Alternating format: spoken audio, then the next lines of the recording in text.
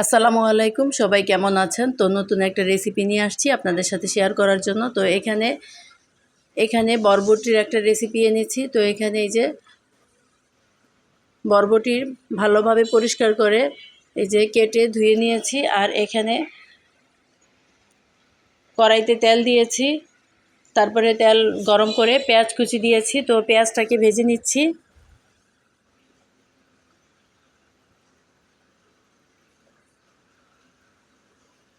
তারপরে দিয়েছি 2টা টমেটো।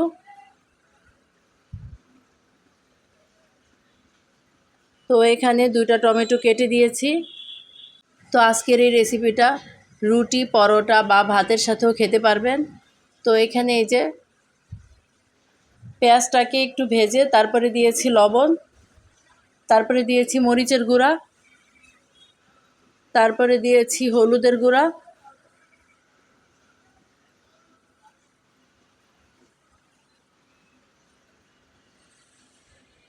মরিচের গুঁড়ো দিয়েছি 1 চা চামচ, আর হলুদ গুঁড়ো দিয়েছি আধা চা চামচ, তারপরে দিয়েছি ধনে গুঁড়া।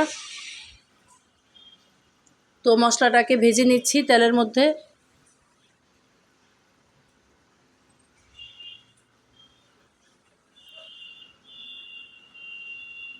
তারপরে এই যে ধুয়ে রাখা বরবটি দিয়ে দিচ্ছি, সাথে 2টা আলু দিয়েছি।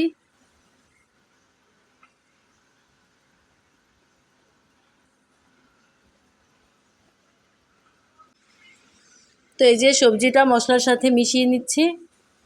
তো ঢাকনা দিয়ে ঢেকে কিছুক্ষণ রান্না করেছি।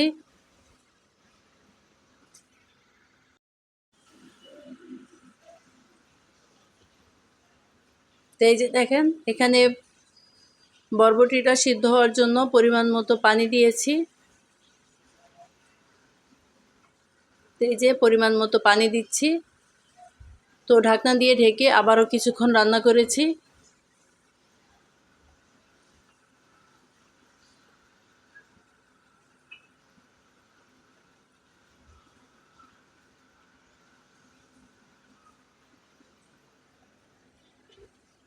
তো এই যে দেখেন ঝোলটা ঘন হয়ে আসছে, বরবটিও রান্না হয়েছে। তো এখানে এই যে চুলা থেকে উঠানোর আগে ধনেপাতা কুচি দিয়েছি। তো এই যে এখন চুলাটা বন্ধ করে চুলা থেকে উঠিয়ে নিব। তো আজকে এ পর্যন্তই। আল্লাহ হাফেজ।